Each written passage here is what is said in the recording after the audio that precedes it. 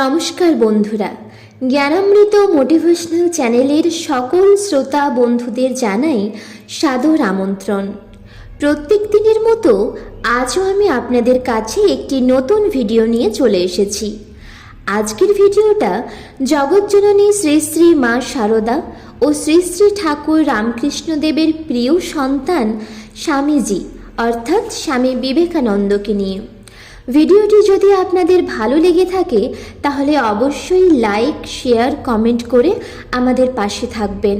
আর আপনি যদি এই চ্যানেলে নতুন হন তাহলে অবশ্যই চ্যানেলটিকে সাবস্ক্রাইব করে পাশে থাকা বেল আইকনটি প্রেস করে রাখবেন, যাতে এই ধরনের শিক্ষামূলক ও আধ্যাত্মমূলক ভিডিও সবার আগে আপনার কাছে পৌঁছায়।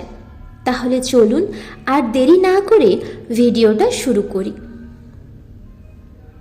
স্বামীজির একজন শিষ্য স্বামীজিকে জিজ্ঞাসা করল, মহাশয়, এই যে ভূতজনী প্রেতজনীর কথা শোনা যায়, আমাদের শাস্ত্রের মধ্যেও যার সম্পর্কে ভুয়ো ভুয়ো কিছু সমর্থন রয়েছে, সেই সব কি সত্যি সত্যি আছে?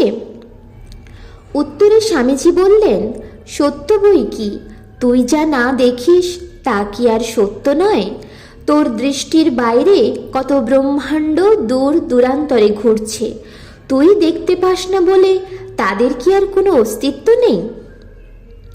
তবে ওইসব ভুতুড়ে কাণ্ডে মন দিস নে, ভাববি ভূত প্রেত আছে তো আছে, তোর কাজ হলো এই শরীরের মধ্যে যে আত্মা আছে তাকে প্রত্যক্ষ করা।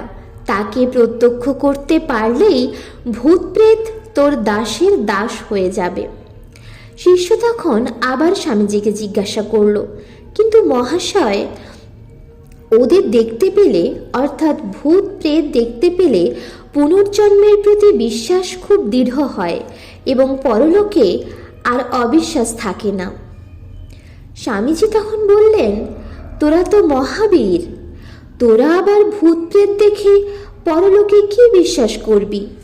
এত শাস্ত্র সায়েন্স পড়লি, এই বিরাট বিশ্বের কত গূঢ়তত্ত্ব জানলি, এরপরেও কি ভূত প্রেত দেখে আত্মজ্ঞান লাভ করতে হবে? ছি ছি ছি ছি। শিষ্য তখন স্বামীজিকে আবার জিজ্ঞাসা করল, আপনি নিজে কখনো ভূত প্রেত দেখেছেন কি?